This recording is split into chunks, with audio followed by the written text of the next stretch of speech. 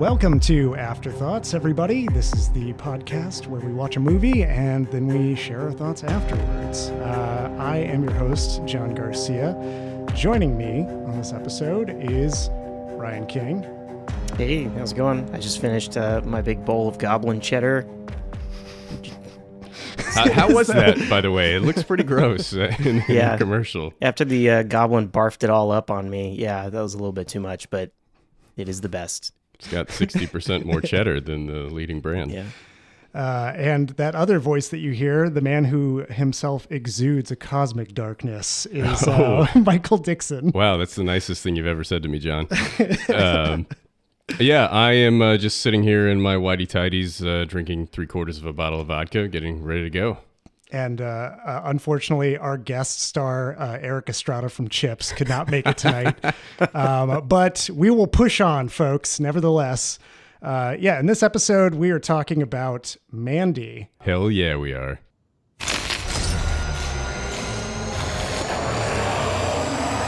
You're a special one, Mandy. I, too, am a special one. Let us be so very special together.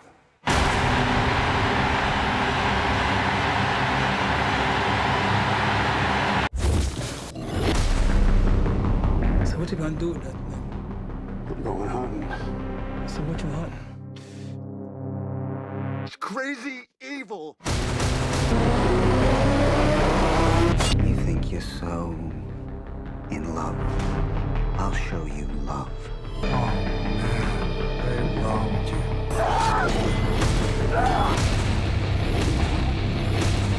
You see the cosmic darkness. It glowed from within, strange and eternal.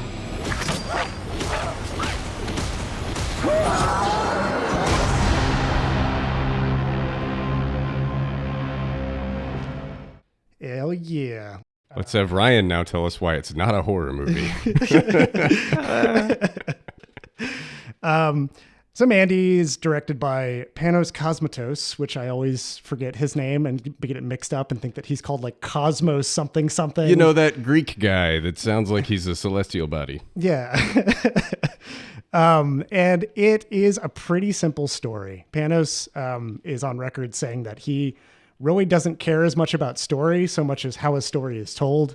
And this movie definitely embodies that. It's a story of Nicolas Cage, whose character is called Red, and his girlfriend, Mandy. And Mandy is killed by some cultists. Oops, spoilers. Sorry, everybody. So Red goes on this revenge quest to kill everybody who killed Mandy. And that's pretty much the entire story. Where everything gets interesting is that the entire movie has this texture and atmosphere about it that is just mesmerizing. It's what I assume doing acid could be on some level. And it's also like, if you're a fan of like heavy metal and Heavy Metal Magazine and like anything that's kind of metal, every 10 minutes, there's like album art basically on Rock screen. and roll me when I'm dead. Some sweet shit showing on screen. And I picked this because, this is our spooky season. Mandy has a lot of qualities about it that are spooky. I wouldn't say that it's a horror movie, but it definitely has horrifying things. Very horrifying. I mean, there's things. something about a gang of bikers who just drink jars full of acid and wear like leather studs, and you can't see their faces. And one of them has like a sheath sword that he wears on his dick.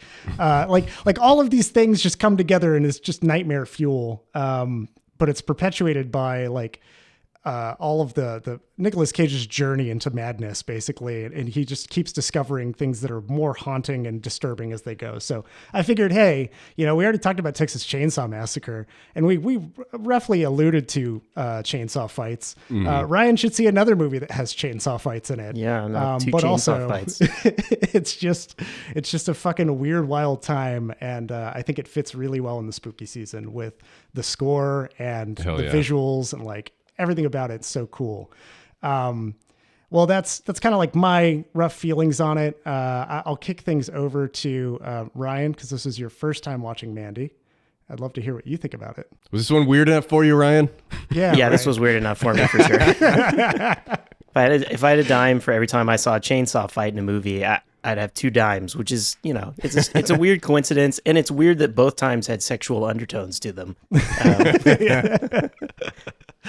Yeah, this is a trip. This is like an unspoilable movie. Like you gave exactly what happened in the movie, and it doesn't matter. Like that is what the movie is. But there's so much more of just like exactly how it's presented. The score, the atmosphere, the visuals, like everything is dialed up. So yeah, no, I really dug it. I enjoyed it. It definitely is a trip. There's so many parts of like other movies that we watched that were kind of like cracking me up how they were coming together. Cause honestly, the conversations they have at the beginning of the movie were giving me like Hour of the Wolf, where they're just talking about weird shit in bed. Mm-hmm. Yeah. Except it felt slightly more realistic than the Hour of the Wolf, which is my complaint Like there. the Starling conversation. Yeah, like the Starling conversation and then like, what's your favorite planet or whatever. Yeah. My favorite planet is Panos. It is almost like a reverse slasher. That was kind of the feeling I was having because there's this like rejection of the central guy, and that's why he kills the girl, which is kind of the slashers do have that like undertone of the killer and something about, sex of the girls that they often kill or whatever. So it's like kind of there where it's reversed, where we see it from the other like vantage point, and then that causes this slasher-esque trail of destruction, except it's somebody else coming for our original slasher, like kind of the other way around.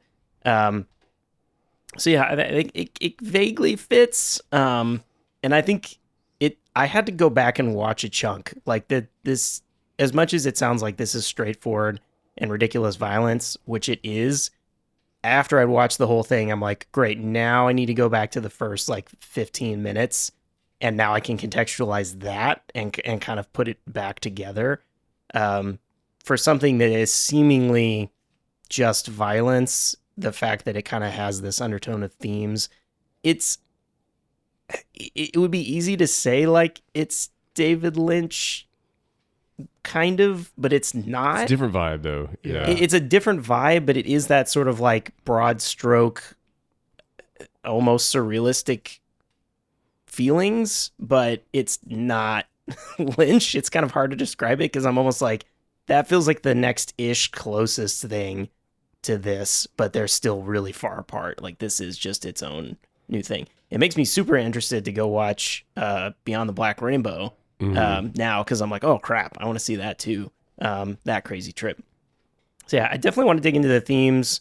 Darla did not watch it because we only had time for like one movie watching this week together, and we watched something else because I knew she wouldn't have liked this, and watching it, she would not have liked this.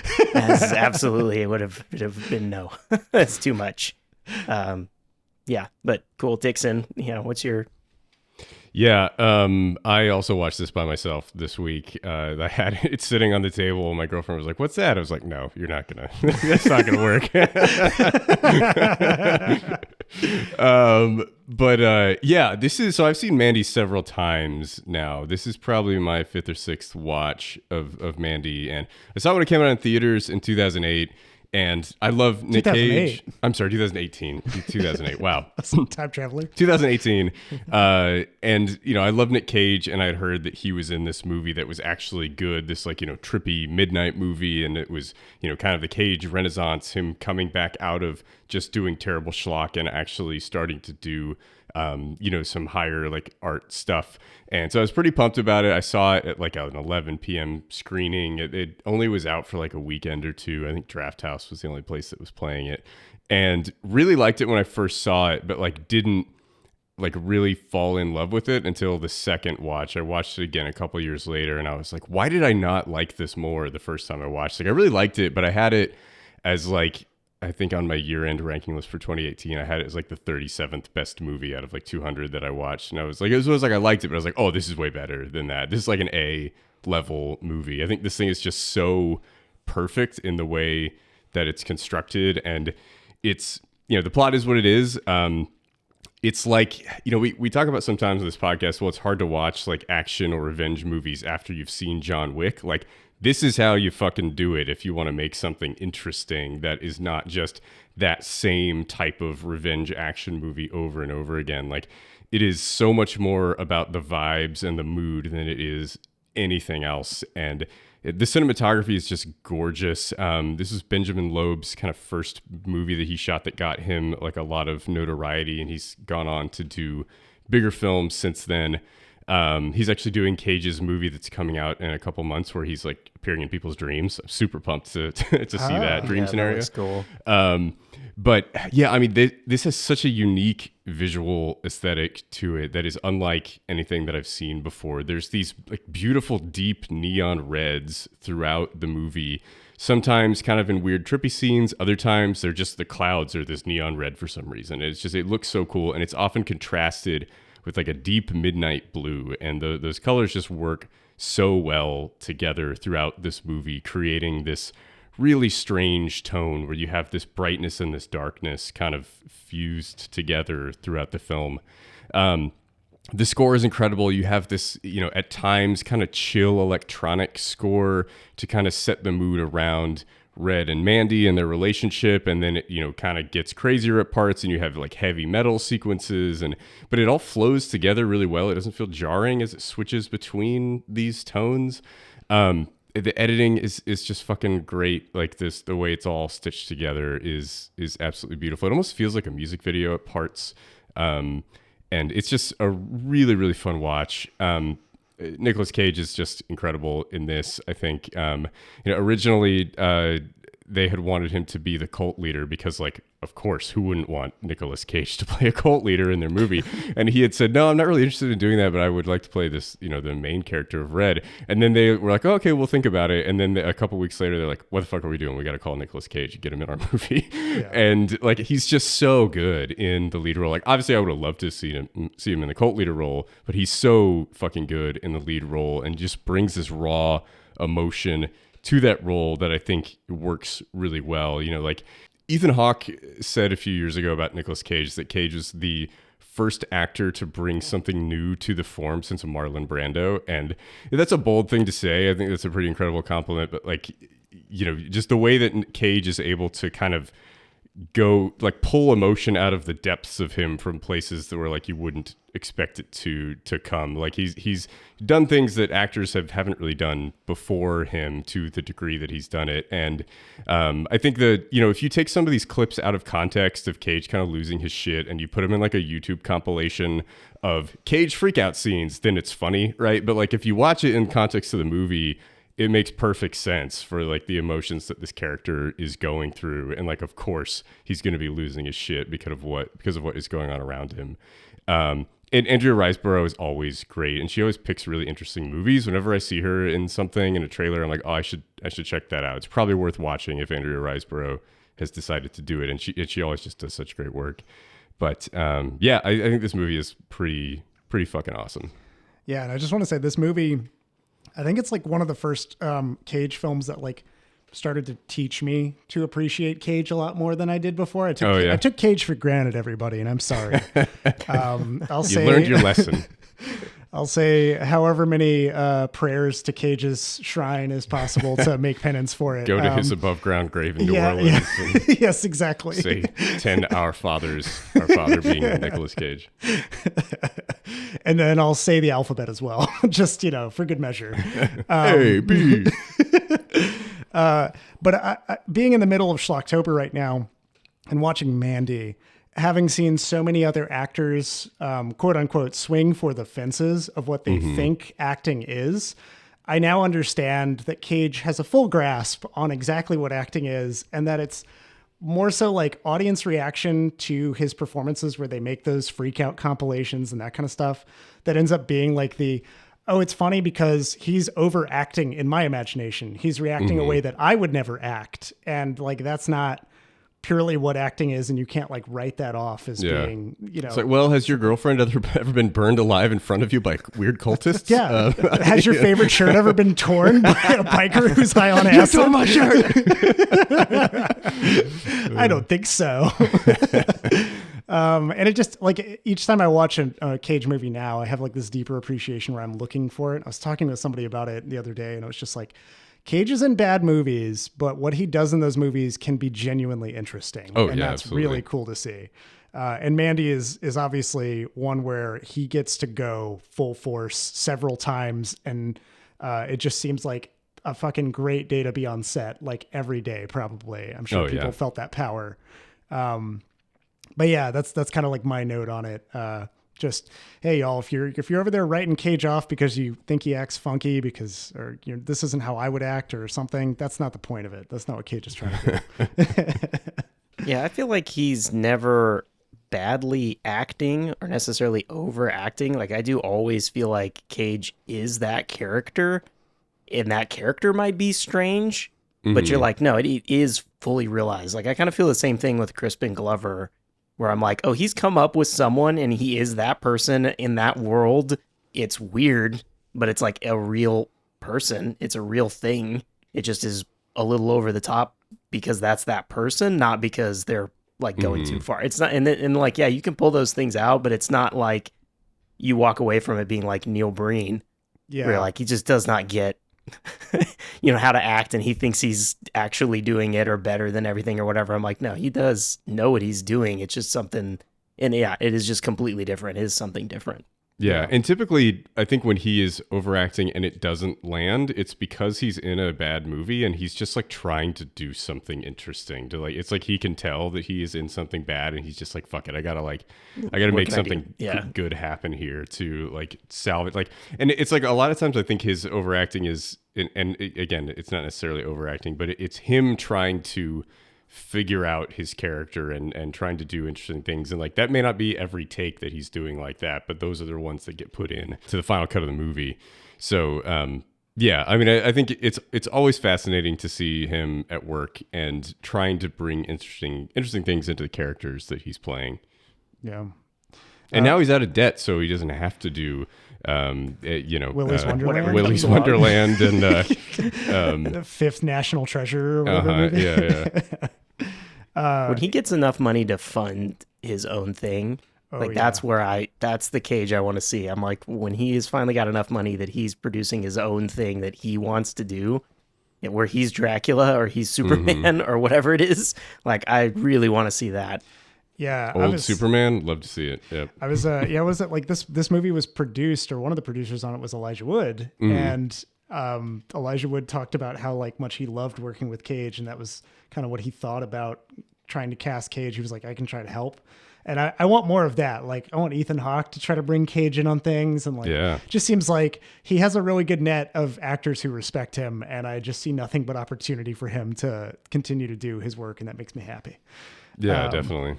Well, Ryan, you said you wanted to talk about the themes of Mandy. I would love to know, in particular, if you have any specific themes that you want to go over, or like just had a general broad brushstroke for it. Yeah, I think that it does feel like there's kind of a central-ish theme here that kind of gets like on the nose. The start of the movie has Reagan giving an address on the radio, which Red turns off like partway through. Sort of like this rejection of it. Red and Mandy live like much further out than everybody. They're very much out in nature. It's like they can see the stars, which is bullshit even in the 80s, but still like they're far enough out from society that they can, don't have light pollution supposedly. They sleep in a glass bedroom so they can see the stars at night. yeah. They only have red and blue lights. You get a sense of their troubled past. Like each of them has these ghosts of whether it's like Red's alcoholism, maybe a history of violence before. Mandy's obviously bad upbringing situation that she talks about. It's unclear if that's a scar she's had forever or a scar she got at some point, right? So kind of like those, they're out there like trying to be present, like be there with everyone, and then we have it completely this cult that absolutely like lets these drugs run wild, and this person who thinks he can like control all of them and have all of them, and that he has some higher calling, right? It's somebody says at one point, find. Yeah. Yeah, when Red goes to get the weapon, his friend is like, oh yeah, they used to just like run drugs and then they got a really bad trip and then it's just been like this since then, right? They're just like crazy. So sort of this like, and the fact that this and Beyond the Black Rainbow are set in 1983 specifically, not just the 80s, but 1983 specifically, there definitely is this theme of like the switch to conservatism that happened in the 80s, but also this throwback to the 60s, like psychedelics and new age mumbo jumbo kind of stuff that here is presented as like, nah, this is just complete fucking high and they're doing stupid shit. Like that's not too much, but also they're rejecting the conservative like answer to that of like both of them are like really bad things. Like that seems to be one like strong theme that I saw. Yeah, that's interesting. I actually watched Beyond the Black Rainbow today, and I had never seen it before. And yeah, it's also set in 1983. There is also a Reagan news clip in it, and like it has a similar color palette to Mandy, not quite as extreme. It's weird as fuck. It's very good. It's not as good as Mandy, I don't think, but yeah, it's definitely interesting to watch for sure. So if you like Mandy, you should check it out. Yeah, the and to kind of build on like that cult, like there are basically just two gangs in this, two like cults you can think of them as, which is the Children of the Dawn, and that's Jeremiah and his flock, who are all a bunch of hippies gone bad, very Manson family vibes coming from them. Yeah. Even like to the point where Jeremiah has his own song, similar to like how Manson had his own song, Always is Always Forever. And like, he just believed that he was, the chosen one. And then you have the biker gang, of like like half demon, half human, acid tripping That people. seem indestructible in some scenes and very easy to kill in others. Man, maybe that acid's like laced with PCP. I have no idea, Yeah. but those bikers just will not go down. Like the fact that they still deliver lines when one of them's on fire and his head gets chopped off, like She burns. but like both of those kind of being these fanatic, like these elements of fanaticism and taking it to an extreme and then tying in like the Reagan broadcast report. There is that like who people seeking like somebody to follow and something to do. And Red really derives a lot of his purpose, not just from like Mandy's existence, but from like his relationship with Mandy, his like health. And when we talked about like Sound of Metal, there's kind of that recovering addict aspect to it where I feel like this couple was a lot more solid. They knew exactly what they had and they were in a healthy relationship. They weren't like codependent to the point where like losing Mandy would have done that to him if she had left him in some other context. But here she's like stripped away and that just drives him not to join, but to like exterminate and extinguish these extremist groups instead. And it really seems like they live counter to both sides of like the baby boomer world. Like they're not into this, and definitely I'm like, it's presented, this counterculture is presented like, yeah, Children of the New Dawn is exactly the kind of like bullshit name of like the hippie groups or something, right? And then what are they called? Black Axes? What, I'm forgetting now. I don't remember. Who cares? But yeah, like a Hell's Angels group, right? That's like, oh, they live outside society, the Hell's Angels. And this is probably what we think of Hell's Angels today. We probably think of them more like this movie. But certainly back in the like 60s, there was somewhat of a glorification of that biker that lives out beyond the rules. Had like Easy Rider and stuff like that. Yeah. I'm thinking like, yeah, Easy Rider, like Hunter S. Thompson, right, writing about like living with them or whatever. Not that Thompson's works made them come off well, but still. And then this like rejection of the Reagan too. Like it's like, all right, I can both of them. Which it's not fully. This is what I thought was kind of interesting. Is I'm like the cult isn't presented as like fully new age counterculture because all the cross ideology and the fact that they talk about God and all those pieces.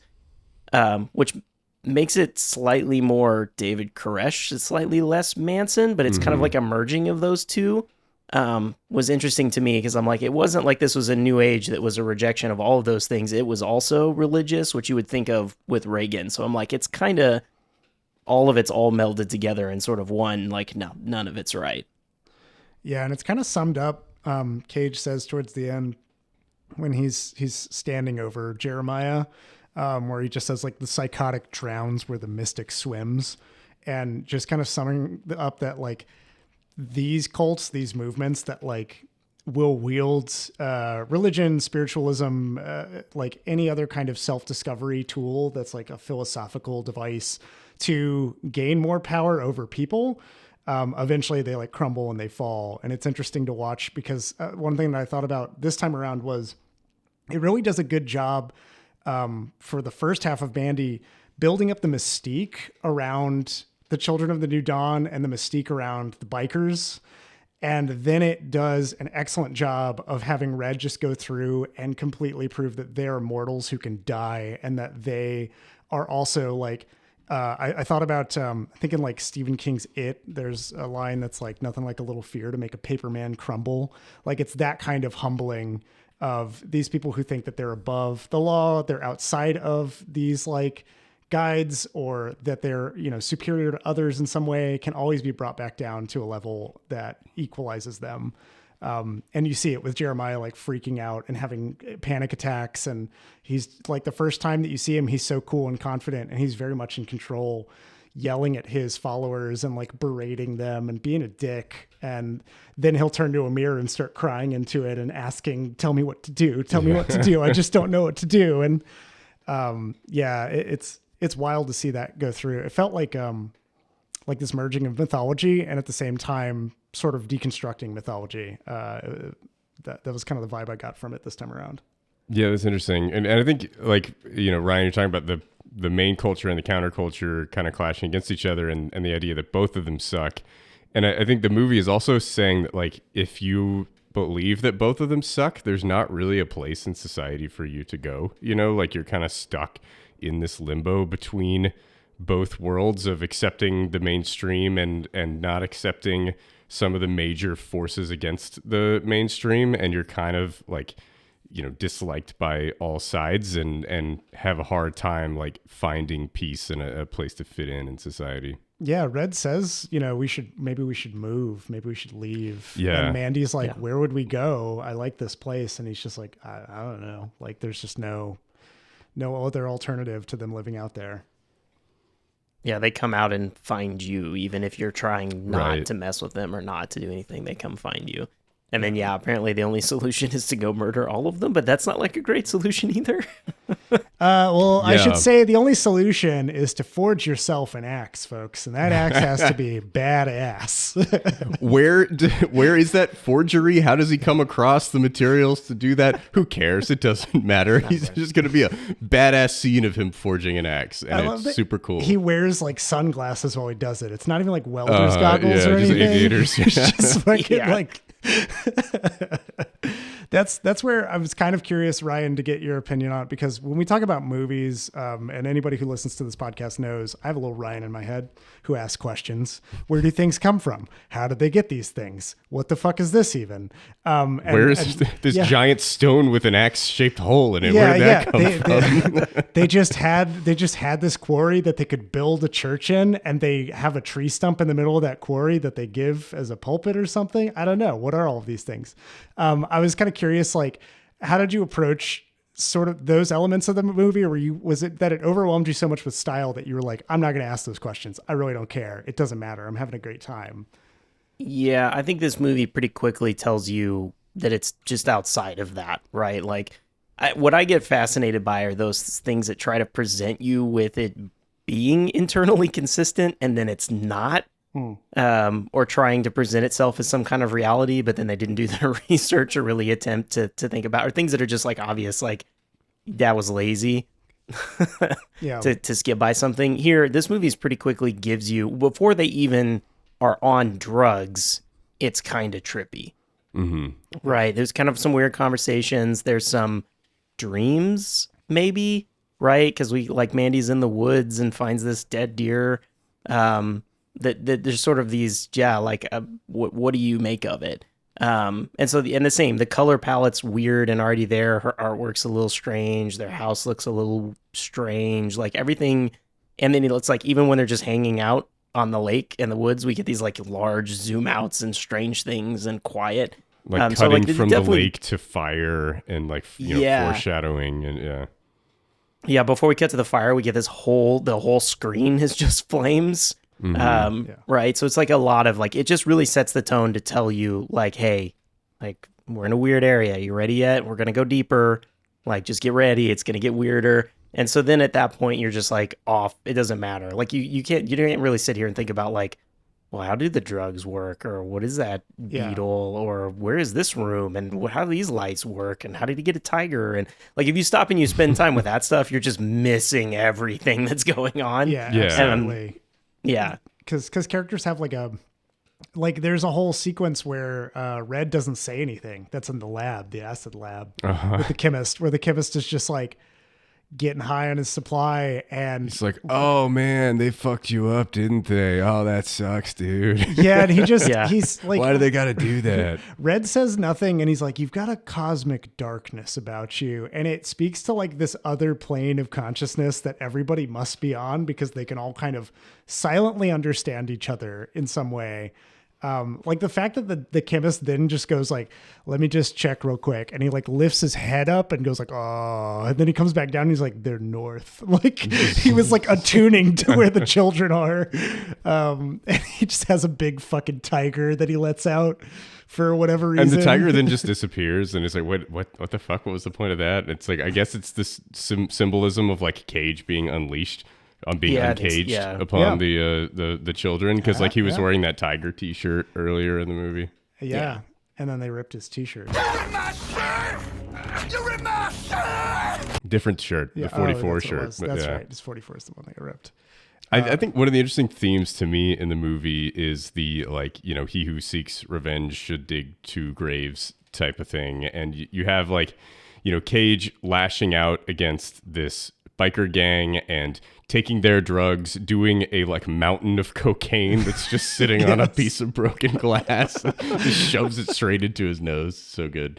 And like he's getting their blood poured all over him, and he's laughing, and he's got to be ingesting that as he's doing these drugs and stuff. And then by the end of the movie, he's talking in their voice, like the voice of the biker gang people. And he also is using the rhetoric of the cult leader, right? Like he's towering over the cult leader. And when the cult leader goes quickly from, don't you see how this is your path to me, to salvation, to I'll suck your dick, man, like just whatever. And then Cage just goes, I am your god now. And then like rips his skull in half because he's got like weird biker strength now. But it's like, he basically has become the two groups that he has been fighting against, right? As he has gone through this, he's like wearing one of the bikers' vests, like he's looking more like them and adopting those characteristics as he goes through the movie. And then like at the end of the movie, I assume he just like drives into a tree and dies, like he's like hallucinating and staring wide-eyed out the passenger window. I assume the car probably just goes into a tree or a lake or something, and he's just no more at that point. But it's I think it's an interesting devolution, and it feels like it's almost the flip of a switch when he decides to go on this murderous rampage. Like it's that he's going to get there, but to watch it kind of slowly happen as he is one by one killing all these people is pretty fascinating, I think. Yeah, and there's only one person he doesn't kill, and that's the chemist, I think, right? No, that's the chemist. Two people he doesn't kill. It's the chemist. Yeah, because he doesn't kill that girl either. Woman. Yeah, the girl. Oh, the girl who was like the proves- victim of that yeah. group who almost killed herself. Yep. Yeah. She gets out of that car, he kills that one dude, and then he just leaves, and you see like that one tear from her. Mm-hmm. Yeah, he's definitely on like that path where he's specifically going after like the problem, just right down the chain or right up the chain, whatever, like dealing with each thing as he gets to it. I do see it as, he just completely gives in to all of it. And it's just like, okay, like that's how it is. That's how we're going to be, like, okay, like, and it's done. Like he just is that same level of like violence, and that's it. Yeah. I agree. I don't know where he goes afterwards. It just is like, it's over. I do see that the ending, it's interesting because he's hallucinating kind of, and I guess like he sees Mandy a few times through like cartoon images, Yeah. maybe, and Heavy then metal at the end, animated yeah, imagery. at the end, kind of sees her in the car, almost, I would say, like looking approvingly at him, like he kind of imagines he's a little different, and he's like smiling and very happy with like who he is now, I guess, But it's like or a like trying to deranged be. smile. Like Yeah. eyes as open as possibly can be, like open mouthed smile. Like there's something wrong, you know? Yeah, almost like a like everything's good now, right? Yeah. Like it's all good. Yeah, when it's like clearly not. Yeah. He goes off into his happily ever after in whatever he can, which is probably a state of psychosis or a psychotic break due to all of the drugs he's ingested. And maybe seeing Mandy at the end is representative of him passing into the next life. Yeah, feeling cleansed and done with it. Mm-hmm. Yeah, I discovered after watching this movie that I really like the movies where I was thinking about this, and like there are a few others where like the wardrobe as it goes on just gets like, you know, it changes for the main character to symbolize a lot of their change. And I mean, in this instance, it's pretty straightforward that Red, his name is Red, and by the end of it, he's blood red. Yeah. He's just completely covered in red. Like it's just going to happen. When he slits that dude's throat who's on top of him and just the blood is spewing all over his face, and at first he's annoyed and then he just starts smiling and laughing. He's like, I feel like genuinely that was like Cage was able to actively feed off of that happening to him. Yeah. It's because it's got to be ludicrous to have that much like blood gush into your face. Oh yeah, I can't imagine. Yeah. Like you just can't help but laugh. I was thinking about like Cage at a point where he lights the cigarette like off of the burning dead guy. Yeah. And he's like, Yeah. yeah, he's just completely covered in blood, and he like lights that cigarette off. That guy, I was like looking at it, and I was like, only Cage could do this. Only Cage could be this. It's like you can get an actor that's that brave to just be like, yeah, just cover me in crazy blood shit every day for shooting. And like, let's go. Put fire next to my face and Yeah, it doesn't we're catch. fine. Whatever. Yeah. But I really do like, because I can only think of this movie, and then the Silent Hill movie has like a character who throughout it transitions from having kind of more clothes that are plain and like innocence, I suppose, to ones that are completely stained and drenched in like the blood of others because of just like the corruption around them. And I realize that that's something that I think I'm a sucker for in movies. I think I really dig watching a character have that like that physical transformation along with their internal, like kind of moral compass. And like, yeah, Cage getting that ascension voice toward the end where he's, you know, saying that he's God, was just wild. And like also just him showing up and like throwing a head in that sequence too, like throwing the woman's head onto the floor is fucking wild. Yeah, because the cult leader's like, the presence of God is here. You cannot come in. And he just chucks a head into the room. Just starts freaking out. Yeah. We haven't talked about the scene that instigates all of this, where, you know, so the cult leader sees Mandy walking down the road and he's like, I felt you calling to me. And he has his minions go kidnap her and bring her in, and they drug her up and all this stuff, and then they bring her drugged out of her mind into this room where, you know, the cult leader and some people are just kind of spread out, clearly high as fuck, and the cult leader's just wearing a robe, and he starts playing his own music and stuff, and it's just absurd. And he just gets up and starts talking about them having sex, and his robe opens and he's got this tiny little dick there, and Andrew Riseborough just starts laughing her head off. Yeah. Which is just a hilarious reaction. And of course, that is sentenced to death when you laugh at the size of the cult leader's dick. You're not going to survive that. It was a mixture of like the size of his dick, and then the fact that he said that his song is better than the Carpenters, and that it's all about him. His song is all about him and how great he is. And it's a terrible song. It sounds like a fucking like elf playing a lute in a fantasy movie or something. Like it just sounds. It's like terrible. Yeah, they would play it at like a Ren fair. Yeah, it sounds like a Renaissance fair song. That's what I was looking for. Yeah. Exactly. Definitely, I saw that. Yeah, this like rejection of him, where like everyone else is just that's around him is just giving in to him, and you know, being sucked into his stuff, whether in which he just completely mistreats everybody. Right? It's kind of like a classic cult leader. Like he draws them in, and then he just constantly is going back and forth between love and hate to get them in this confused state. And when he presents himself as this perfect being to her, and she's just like, "You're off," Yeah. like, "Fuck that, fuck you." He can't take it, right? He immediately flips, and then is like, "Oh, Got she's the most thinnest beautiful skin thing on the planet. Yeah. He's like, she's the most beautiful thing. Then she rejects him, and he immediately goes to Red and is like, "Oh, she's a whore. She's awful. Like whatever. Like just that because he didn't get what he wanted from her. Like he rejects it immediately, and is pissed and doesn't know how to handle it." Yeah. We haven't even talked about the fact that the cultists possess several artifacts. The Horn that of are presented- Abraxas? The Horn of Abraxas, everybody. I don't know what that is, but I guess it calls the biker demons when you blow in it. Yeah, I want one of those. How do I get a Horn of Abraxas exactly? I don't know that I want to be able to call the biker demons. That seems bad.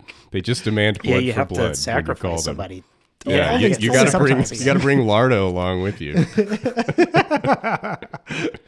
Yeah. What does that henchman say? He's like, Lardo wouldn't be able to locate his nose in the mirror or something. yeah. It's like not Yeah. even funny or clever. Like what do you even mean by And that? Jeremiah just laugh about it. Yeah. And you're like, what the fuck is going on? Yeah, the guy who looks like a hamburger boy. I feel like all their like weapons and stone ocarinas or whatever the fuck they all are were just like bullshit. Like kind of all they like expound all these supposed things of like what it is or where it came from, but it's just sort of like no, like it's just a dagger, right? Like there's no real power when you get to the bottom of it. Like it Right, does yeah. seem almost mystical at the beginning. Like they blow the horn, the guys show up, they sacrifice. Like it, you kind of don't know what's going on, but by the end of the movie, you're like, oh, they're just fucked up people. Like there's no all of it's all shed away. Yeah, it's not a magical dagger. You can clean that wound with vodka just like any other wound, and you'll be fine. Yeah, Yeah, that was like I really like the style to emphasize those though. It's like a real just that like flashing green whenever they pull something out, and it just visually cues you into whatever the fuck this is. It's supposed to be important to them anyway. But yeah, like there were certain moments in that where I really like. I feel like that's the pulpier stuff that Panos brings into the script, where like it really does feel like that old 80s like heavy metal, or even before that, like when you get to like looking at sort of what is metal and like what's cool in a metal story, it is things that are proper nouns. Like I mean there's a lot of shit where you're like it's the Horn of Abraxas and it like summons the armies of the dead or some shit, and you'd be like, oh cool, but then you find out it demystifies it. That's that deconstruction that happens later. And then you have the axe that Cage forges, and there is no name to it. But it does seem to have mystical powers. Like, it fucking works. So made out of some crazy metal that is light enough for him to wield very quickly and heavy enough to like deal a death blow when you throw it at somebody. He can just like full on like tomahawk throw into some dude's head with precision accuracy. Oh, thing that is, like, scene was so cool. Like, that thing is like hippie seeking or like Unlike Leatherface's dad, he can do it in one swing. yes, exactly. No, like right, Led Zeppelin sings about Lord of the Rings. Like there definitely is a certain amount of like this connection with fantasy. Like old metal used to use the like fantasy artwork and shit like that. It was all kind of like intertwined. But the like the naming of their bullshit. Earlier we see Mandy reading a page out of this fantasy novel that is someone's getting this like mystical eye of the serpent. It's the same thing. There's all these fucking proper nouns or whatever. Which is why she's able to just like see through it as just like, yeah, whatever. You named your fucking thing. I read that in a fantasy novel. Like she's able to just be like, they're different things. They're in different places. Like you're buying into the bullshit. Yeah. And she brings it like in one of the animated sequences too. I think she recreates the sequence she read in the book. Where She pulls out a green stone from a demon. Also, while we're talking about the conversation between the cult leader and Mandy, there's a really cool shot when they do that, and it's like the cult leader is just saying all this stupid bullshit about how great he is and how he's, it's a wonderful privilege to have his dick inside of her, and then they show like a close up on his face, and then slowly blend that into a close up on Mandy's face, and kind of go back and forth, and sometimes it's like a cross between the faces, or sometimes it's just blatantly like one side is his face and one side is hers. And it's edited in just this really subtle way where it changes very slightly. And they actually have very similar facial structures that you don't really notice until they do that and kind of overlap their faces with each other. But I thought that scene was really cool. It didn't really like, I don't know that necessarily served like a purpose for the scene, right? Of like how his speech was dumb, but it just looked really cool. And maybe it's a way of like, kind of the manipulative power of the cult to try to like pull her in and identify with what the message is. But it's just cool to look at.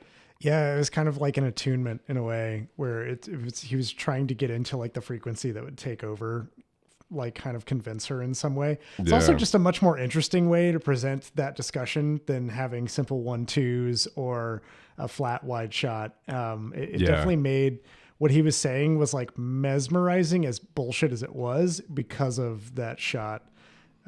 It reminded me of Persona by Ingmar Bergman. There's a famous scene toward the end of the movie where one of the characters says a long monologue and they show her saying it up close on her face for one take, and then they show it all again on the person who's hearing it, and you see her reaction to it, and they don't intersplice them. It's you hear the whole monologue twice, and once you get the person who's saying it, and then again you get the person who's hearing it.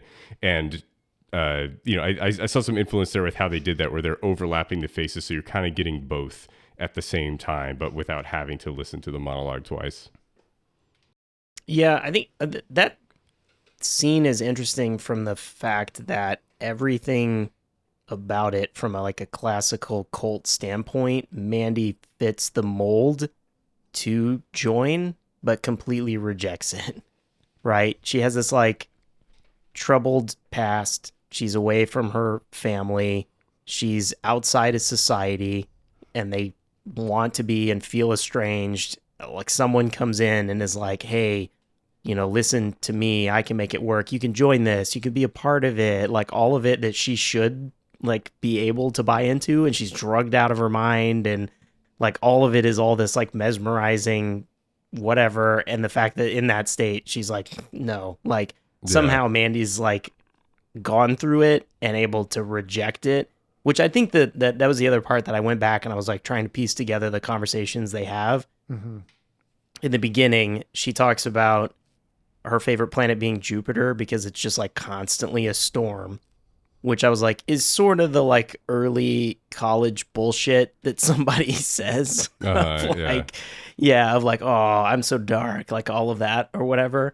But then when she tells the story about the starlings and how she saw this like beauty in them, and starlings group in like ridiculous fucking numbers, these like huge mesmerizing clouds of starlings.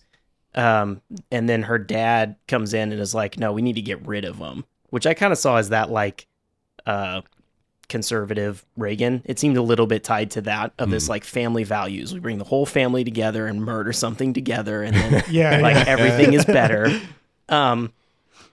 And he has these babies and is wanting each kid to smash them, and everyone else seemingly joined in according to her story. And she, even at this young age, is able to reject that. Like she knows it was wrong, even at however old she was. But as a kid, she's like, no, this is wrong. And she runs and rejects it. And so she's had that core all along, that she's able to then reject this as well. That like she's herself and she knows it and she knows what she is and she doesn't need those other things.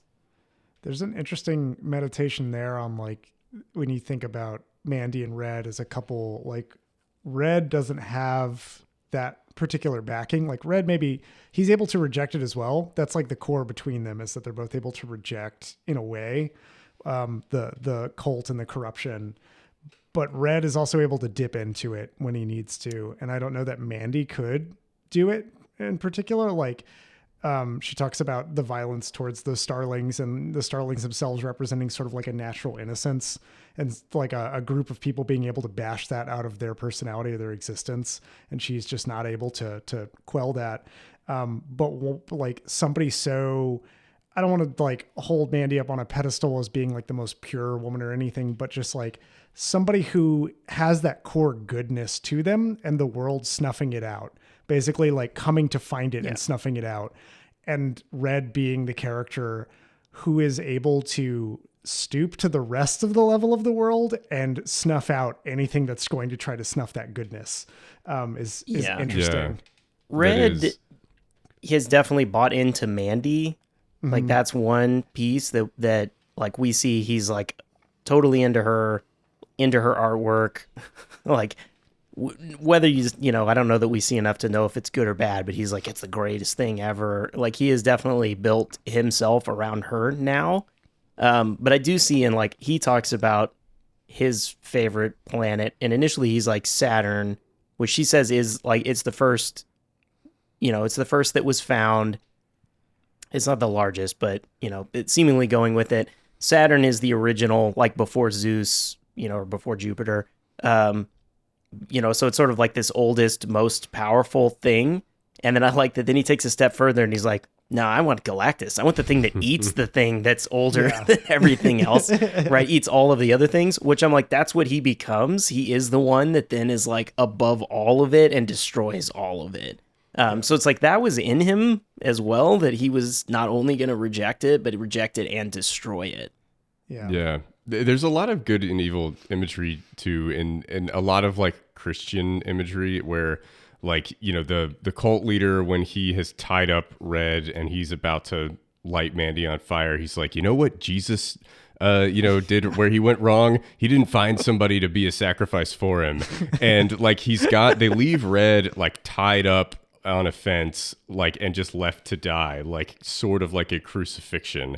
And then, he breaks free, and then later he's captured by the bikers and they nail his hand down to the floor. And so like, there's a lot of imagery there of Red as this savior figure, but then like having that turn into destruction and just kind of becoming evil itself rather than, and it's like he can't, it's too late. He can't save Mandy. The only person he can save at that point is himself, but he doesn't want to, and he just wants to keep pushing and destroying. I would say also in terms of Greek mythology, the way that they leave Red tied to the fence and they stab him is reminiscent of not just Jesus, but like Prometheus too, who was a Titan who would have matched the Titans as well, was left to just like have his liver eaten out constantly, his liver, right? Because he gave fire to man, and he basically gave power of gods to men. And so maybe it was like that Red was able to give Mandy some strength reciprocal, but was also like, if he's part of this group of other darkness and could destroy it, like, I don't know, there's just a lot of really cool imagery and mythology that's pulled on that I like it. I like the way that it plays with that. Yeah. Definitely the Jesus imagery of the, like, he has the barbed wire in his mouth. It's not on his head, but it's barbed wire, and kind of the traditional, like, white Jesus has the barbed wire on his head. And then the stabbing of like the spear into the side, like kind of similar. But then I was trying to decide whether it was he's rejecting the martyrdom, or he's like Jesus at Revelations, where he just comes back with the flaming sword. I wasn't sure which one it's going for, but either he's rejecting it, or he is the like, eventually Jesus comes back and fucks everything up. Yeah. I mean, it definitely, there's no intermediate step where he like preaches forgiveness and tries to get people to like, change their ways. He looks at the other guy drinking, like maybe with some disdain. I don't know.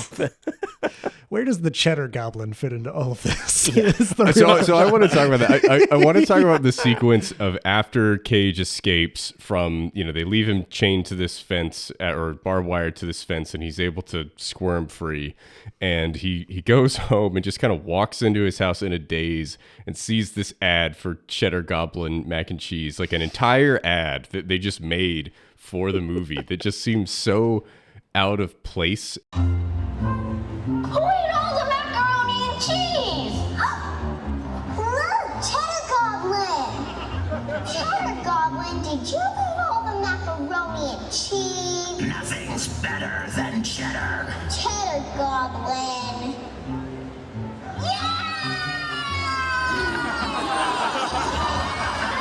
Cheddar Goblin by Devane has 60% more cheese than the next leading brand. And it's like, I don't know if that's a commentary on 80s commercialism and like just kind of how it's so pointless, like in the grand scheme of everything that people are experiencing. But like he sees that and then he just mumbles, "Cheddar Goblin," and then he just goes and like collapses on the bed. And then like wakes up like as if he has like just like sniffed coke or something. He just like jumps off the bed and shoots into the bathroom. And like I fucking love that scene where, you know, this is one of those scenes where like, oh, it's Cage going crazy, but like, you know, he just watched his wife or girlfriend get burned alive in front of him and just had to watch a Cheddar Goblin ad. And, you know, then he busts into like the secret cabinet where he keeps his vodka and just starts screaming and like pouring it all over his like stab wounds and just chugging it, and just sits down on the toilet and is like chugging vodka and screaming and just going back and forth between the two.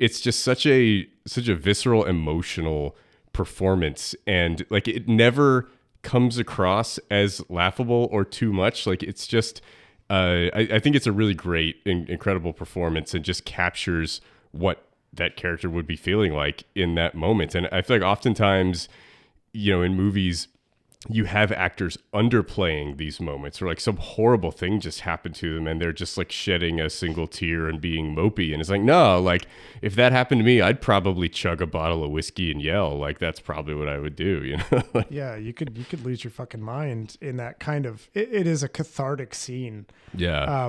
Where he just needs to let it out. Like everything that he's seen, he can't really process, and there's only one way to do it, and it's this.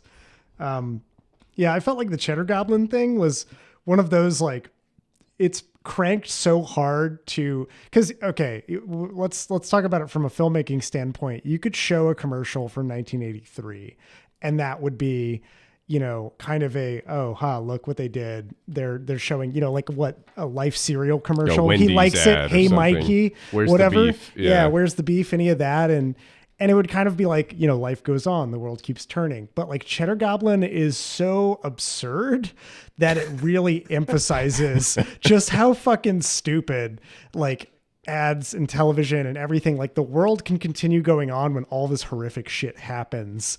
And it was like to accentuate and emphatically make that point of just, hey, I'm sorry that your girlfriend got burned to a crisp, but Cheddar Goblin still loves you, wants to eat all your cheddar. I liked it that after the ad, they just go off the air, and it's like, because it's like 2 a.m. or whatever, so they're just not broadcasting anything. Yeah, I think the Cheddar Goblin piece is just there of like a moment of brevity and to remind you, like, this is outside the realms of everything. Like, we're going down the crazy train of like it. Though it was interesting to me that the book that Mandy reads is also fake and completely made, and they made like a cover, and they wrote at least one page entirely of this seemingly fantasy novel. And then they went to the trouble of making the commercial. I love fake commercials in shows. I love when they go to trouble to make like Thunder, a fake. baby. But what do you know? You're just a bear, Ryan. Yes, exactly. When there's like an in-universe television show or commercial or whatever that they've crafted for it, it is definitely the typical 80s commercial of bullshit. I don't know how much to look into it. Yeah, the one thing I kind of glean there, and I think this is just not artist's intent, but me having my own vision of it, is the, like, it being a goblin, something that should be scary and horrifying. And the fact that it's like barfing the cheddar macaroni all over the kids and they're just okay with it, that I was like, yeah, there is this like warping in the 80s with commercials to take things that like should be horrifying and then just like make them sell you. And by you, I mean kids, because that was the 80s target audience. Bullshit. And I was like a leprechaun. Like, leprechauns fucking aren't a good thing in the stories back in the day, right? Yeah. But it's like, here he is, got a cereal, kids. Woo, got all the marshmallows. Yeah, or like there's like, so much prison imagery in children's television like commercials. It's wild. I was gonna say all children's cereal commercials are about stealing. but we'll put that aside. And home invasion. There's a lot of thing. home invasion in children's commercials. That's the a Trix whole other thing I commercials have. are the most fucked up, I think, where there's like, Yeah. you can't have any, you fucking rabbit. Theirs are only Fuck for you. kids. You're It's beneath like, us. are you guys racist? What's going on here? This is like really fucked up. The guy just wants some fucking cereal. He's an addict. Just give him some cereal. Yeah, they keep it from that Coco guy too, and he fucking loses his mind over cereal. Yeah, jeez. But yeah, no, I did see it as that, like, it's the 80s glorification, commercialization. They can take anything and wash it into something to sell you, even if it should be something that's horrifying. Because the goblin they have on there is not a good looking goblin either. No, not at all. It's terrifying. It's exactly the terrifying goblin it should be. But yeah, no, I don't know, like, it being there just felt like that, like, moment of brevity, like, pause, take a breath. Let's get into the upsetting stuff, and then we'll get back to the insanity. Yeah, and then we go right back to the insanity with the bathroom scene. Yes. I want to also say that, like, the movie, it's supposed to take place in the Pacific Northwest, but it's shot in Belgium, right? Somewhere in Europe. I forget where exactly, but yeah. And they find so many, I know that, like, in the behind the scenes, they said that they weren't sure if they really wanted to shoot there. And then when they started scouting, they found locations, and that place just looks magical. Like, the whole movie's setting is like, just like dense forest, and then that big ravine, that quarry, that's just where the church is built and everything. Yeah. It's just insane. And the forest where they're actively logging it, like, that is such a weird, surreal image where, you're just seeing the active destruction of nature, of which Red is a part of, right? Like, that's his job. He actually works a chainsaw for a living and cuts down trees. Which is why he's so good at winning a chainsaw fight against a man who has a much bigger chainsaw. Yeah. Which I He's love. got like a 3-foot chainsaw, and the bad guy's got like an 8-foot chainsaw. Did they show that in the trailer? Ryan, were you surprised when the man pulled out a gigantic chainsaw? Pulled out a bigger chainsaw. yeah, I was surprised by that. That's not a knife. This is a knife. Yeah. That segues into the weird sexual undertones of so much of this. How do you have a chainsaw fight and not have sexual undertones? Come on. Yeah, this one definitely It's put it even more overtones. on Front Street. Yeah. And the fact that it's like he can't get his chainsaw started. Yeah. Right? Like, it was so much on the nose. But yeah, even like early on, the cult leader, there is like homosexual, bisexual undertones to the relationships as well. It's not necessarily explored, but it's definitely like he's like number 2 has a weird Smithers-esque kind of relationship to him. Yeah, definitely. That's the sort of gimp outfits of all of the bikers as well. And then this like chainsaw fight, and then it's capped off with this. There's no other way to read it, but orgasmic release that Red has at the end. When he of all of it breaks the cult leader's skull with his hands. Yeah, there's a release in the score, and with him. It's exactly. Oh man, I want to talk about that final scene, because that scene's really. I think that's such a cool culmination of the entire film. Like, even before Red gets to the church, there's that fucking rad sequence where they do a zoom, right? They do like the Jaws zoom kind of thing, sort of slowly. You're talking about the shot of the church from the outside as he's walking over the cliff whenever he's like scouting, and they do that slow zoom shot and it just gorgeously reveals everything. To when Red walks into the church. Well, first he slings his axe into the head of that dimwit dude who's wiping down the car. The guy who really was obsessed with rolling the windows down earlier and rolling them back up. And then he's confronted by the old woman who she's the most sensual lover you will have. That is the most uncomfortable and genuine line read I've heard of something like that. I I 100% believe that she believes that. It was pretty much the same conversation in Hour of the Wolf when he first came into the castle and the old lady hit on him. Yeah, exactly. And like, we don't even see how that ends. It's just like, she's just like, I'm a gentle like lover, and I've got the arches of a 20-year-old. Yeah. I can meet you like warm waves licking the hard rock. And you're like, ugh. And all that Red does is slowly look down at her, and then it hard cuts.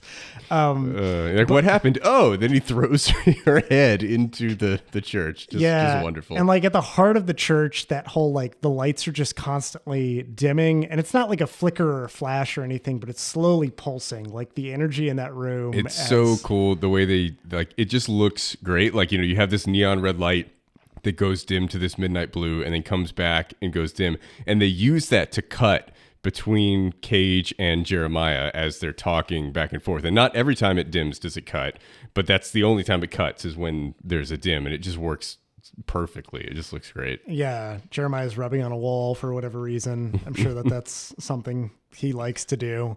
But yeah, like that whole last sequence where it is kind of the confrontation, because we have this callback to earlier where Jeremiah had Red completely bound to something, and he was able to talk tough, and he attempts to do the exact same thing here and clearly fails because Red throws a head in that scares the shit out of him and immediately throws him off. He starts screaming about it. And then he just has this whole moment of like, you don't do anything to me. Like, and he starts crying and like saying it's like his dick. It's not just your life I can save. No, it's your goddamn soul. No, please don't hurt me. Can't you see this was all part of your journey? The journey that led you to me. To your salvation. Your cleansing. By my head. I'll blow you, man. I'll suck your fucking dick.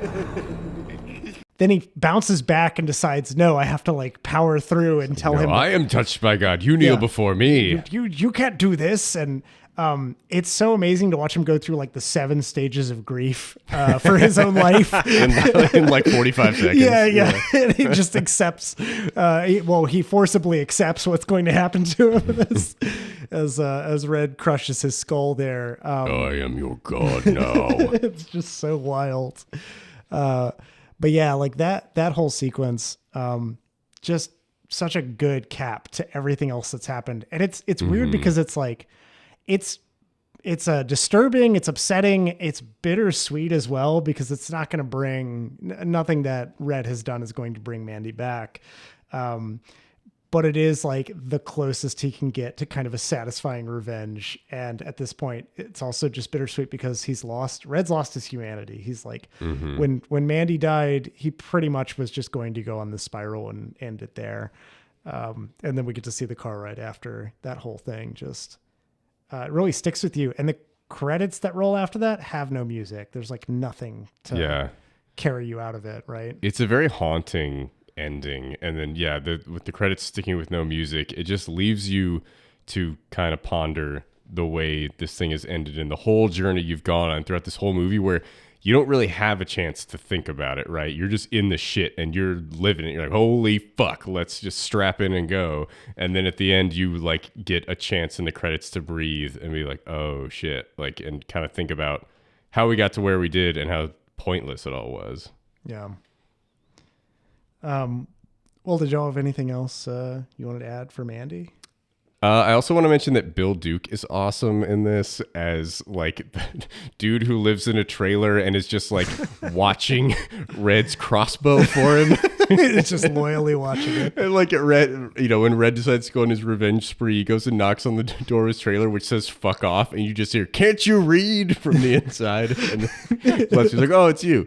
And he gives him the crossbow and some arrows, and he tells him some weird stories about the biker gang and how fucked up they are. But Bill Duke is always great, and I loved seeing him in this very small role. But he was a fun addition to the cast. Yeah. Well, I just thought of one other question, and that is, are there any other movies that this reminds you of? Because for me, I've already mentioned it several times. Heavy metal is something that this feels like is a heavy inspiration. No pun intended there, but there's like, I'm sure plenty of other kind of genres that do this. And in the behind the scenes, they talked about how Panos was like really inspired that a lot of what he does is bring like B movie tropes and stories and like actually injects them with full style and gives them like a quality treatment. A movie production. Yeah, a movie production treatment. So I was curious if there was anything else that that really kind of sparked in y'all's minds watching it that you've. That's interesting. Yeah. I would say that there's definitely some Lynchian similarities here. Of them, I would probably say Lost Highway is maybe the most similar to this, which I think is a fascinating movie that's super interesting. It's not as off the wall as Mandy, but it's got some similar, weird aspects to it. And then I do think Hour of the Wolf, like you said, Ryan, there are some parallels there for sure here. Yeah, I mean, John, have you ever seen a Schlock movie where a biker kills somebody and then all the there's time. a revenge? Yeah, I just watched one 2 days ago. It was not great. Yeah, that's definitely a trope. I would say that one thing that was really interesting to me was the use of the drug to like fuck with the visuals, which reminded me a little of Midsummer. You talking about when Cage picks up that jar of gray goop and like sticks his finger in it and then tastes it, and there's like that weird ass trippy scene. Yeah, where he sees God. His like face melts Shit away melts, and all this yeah. stuff, and you're like that's one of the coolest visual sequences in the film. Yeah. Well, that and like when Mandy and the cult leader are talking, and there's kind of this like trippy like delay wash to like everything, and the sound design in this. It's like when a video game character is is moving fast and he's got like a trail behind him, but they're moving slow, and you can see where their face used to bullet be. Time. Yeah. It definitely like it made me appreciate like this is digital effects, like all the bullshit where we fill in shit that we're just too lazy to film. Mm-hmm. They could have been a practical effect that would be good. Like this is one of those like, no, you could not do this before digital effects. You probably do the like kind of fadey thing like in camera, but like that some of the stuff that they do you can't do until you had digital effects, digital audio change, like all of that they ended up doing. That I'm like, that's exactly an interesting thing to do with that medium, with that tool. I think I got some like Tarantino vibes. It's definitely like a Tarantino revenge. A lot of blood like packs. Level of blood. Yep. Mm-hmm. Yeah. The kind of over the topness of it is, and then to some extent, this is the Manson perversion that we see in Once Upon a Time in Hollywood. It's sort of like taking Manson down to, instead of this like glorified level, to this like, there's just a bunch of fucking high hippies doing some bullshit they think is cool. Like definitely takes them down a peg. And this came out a year before Once Upon a Time in Hollywood. Yeah. I don't know what Tarantino's thoughts are on it, but I'm pretty sure probably positive if I had to guess. Yeah, I think this is pretty. Yeah, the like B movie qualities and the hyper violence. Tarantino fucking loves this movie. Yeah. There needs to be more feet. That's really the only thing. That's true. Yeah. Good point. Yeah. That's why he likes Hour of the Wolf. There you go. Yeah. Yes, that's true. To your point about the digital effects, Ryan, I was trying to figure out before we started recording if this was shot on film or not, because it's got this intense grain to it, and it has a very similar visual effect to Beyond the Black Rainbow, which was shot on 35. And I was convinced when I watched Beyond the Black Rainbow, I was like, sure, this was shot on 16. It's so grainy, but it was shot on 35. I was like, I wonder if this is an effect they put in afterward. And then with Mandy, like on the IMDb tech specs, it never mentions film at all. And I was really surprised by that. And I was like, I wonder if they did they cloned Tyrone type of after effect to add the grain. And the grain looks really cool. Like it works with the 80s vibe really well. But it looks so much better than it did in They Cloned Tyrone. And I was like, I was like, surely they just didn't mention that it was shot on film on IMDb, right? But I have no idea. I don't know if it was shot digitally or on film. Yeah, if it's a digital effect to add the grain, they nailed it. It's so good if it's they so put well it done. in post. I've seen it done in so many other things and not done well. So yeah. I'm kind of amazed when that's like mishandled in a way. Like Black Dynamite also has kind of a noticeable digital film grain added to it, and but it looks good. More in Black Dynamite. It's more tolerable, there. But like I pay for one of those as well, and I've used it a few times just when I fuck around making pre-rolls for movies and stuff. And it's amazing how much you can customize the amount of film grain and like noise and dirt and scratches and stuff. And I'm like, who over there did they just render it? It took too long to render. And they were like, we're not going to go back. Tyrone. Yeah. Or like whatever movie fucks up that kind of film grain. It's like, oh, we're not going to go back and fix this. It's like, but you can just tweak a slider and you're fine. Like, it's really not that bad. I do wonder with something like they clone Tyrone or Black Dynamite, if they kind of get to the end of the budget or the end of their time window and they're kind of just like, just release it. Let's just use the default settings. Let's go. Just go for it. Yeah. That's probably true. I have one final comment. John, you mentioned that you watched the Blu-ray special feature, as did I. Did you get the temporary tattoos that came with the Blu-ray steelbook? They didn't give me any temporary tattoos. I'm pissed off that I didn't get that. I have a Mandy temporary tattoo on my work laptop that I put on there 2 years ago, and it's still there somehow. It looks really bad. It's like the Mandy font with like all of the stems coming out of it. Basically. Yeah, it looks really cool. But they're also there's one more like smaller black one that they have. The one I have on my laptop is red, and then they have 2 Cheddar Goblin temporary tattoos. Oh my god! And I thought about bringing you one of them, but then you made a comment about watching the Blu-ray special feature, and I was like, oh, you've got them. Nope. I opened it up and I was like, Dixon said that there's a thing in here. And I looked and I was like, it's fucking empty. This you got is the like Blu-ray DVD steelbook? I got a steelbook. Yeah. Oh, and I was just disappointed by it. Now I'm going to have to buy You must have bought it too late. They ran out. I'm going to buy a Cheddar Goblin box on Etsy. I'm sure that they're out there. I'm going to put it in my wall of I'll gift you a Cheddar Goblin tattoo. Oh, I yeah. give you one of those. Nice. You find a good place I'm for going to be it. the Cheddar Goblin for Halloween. I'm fucking vomit cheddar on everybody. You're just going to have mac and cheese just on your head. Can't wait as to you get walk kicked around out of the a party for making a mess. What is that? It smells terrible. Oh, man. But yeah. If anybody out there knows if this was shot on digital or some kind of film, if you know some secret we don't, feel free to, message us, get at us with the Afterthoughts handles. It looks great. It looks like it was shot on 16. Just like beautiful. It looks great. Yeah. But yeah. All of that being said, let's go around and say if we'd recommend it or not. Ryan, you're the person who watched it first. This is your first time watching it when we're talking about it. Would you recommend it? Yeah, I would recommend it. I agree that because I had to go back Found and one watch weird the enough for Ryan. We did it, everybody. Weird enough. Drop the balloons. I do think this is one where if you watch it again, you'll appreciate it probably more. I do think I liked it a lot better. more on a second watch. Yeah. Yeah. Just not having to figure out what's going on and just experiencing it for what it is. It's just such a beautiful movie. Yeah. I also feel like this could be a dorm room poster kind of movie. I do think there's a certain amount of like not getting it and just focusing on the like crazy bullshit violence of it.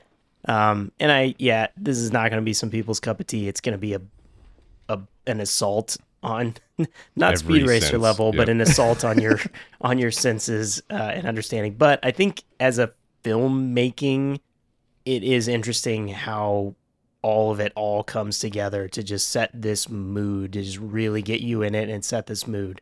Don't watch it in a plasma during the day. It's probably not going to be a good experience because it gets so dark and goes back and forth between those dark and lights. You This one you want to watch at night spot. for sure. Yeah, this is an at night. If you could see it in the theater, that would be awesome. Yeah. Dixon? Yes, would highly recommend Mandy. I think it is an incredible film. I don't have any critiques. It's so good for what it's trying to do. This weird, trippy mood piece revenge movie. It is perfectly made. It's fucking great. You should watch it. I'm 100% in agreement with those statements.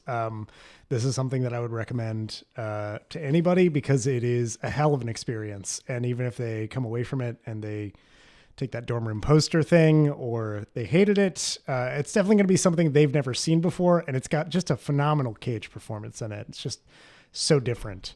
So good. I'm so excited to see what Panos does next. He's only made 2 movies, and Beyond the Black Rainbow was in 2010, and Mandy was in 2018. It's gonna be a while. So I saw on IMDb he has something cooking, but both movies that he's made have lost lots of money. So yes, they have. I don't know how likely it's going to be that he's going to get funding for his next project. I really hope he does because he is super talented. With Elijah Wood being a producer here, maybe Ethan Hawke will be the producer on the next Panos maybe. Yeah. I would love to see the alternate universe cut of this film where Cage is the cult leader. I think that would be fascinating. But I do think that Cage was like made the right decision and wanting to play the lead and to play Red rather than the cult leader. And the guy who plays Jeremiah is great. He does a really good job. So, but it would be fascinating to see Cage in that role. Yeah, this is the anti-pig for Cage. It really is. Like, it's a very this is the John Wick movie that Cage did, and that like Pig making you think it's a John Wick movie, but it's not, and keeps subverting that. Yeah, amazing. That wraps it up for us here at Afterthoughts. Thanks for joining us on this episode as we talked about Mandy. I have been your host, John Garcia. With me as always, Ryan King. We are your podcast now. And Michael Dixon. Thanks for putting up with our bullshit.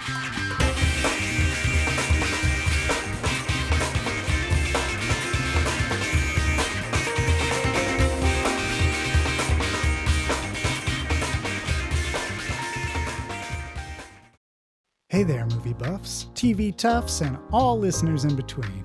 John here from the Afterthoughts podcast. I just wanted to drop in at the end of this episode and say thanks for listening. If you've got afterthoughts of your own to share, hit us up. You can find us on Twitter, Facebook, and Instagram at The Afterpod, or jump into a conversation on our Discord server. You can find info for this and more at theafterpod.transistor.fm. Thanks again for listening, and we'll catch you on the next episode.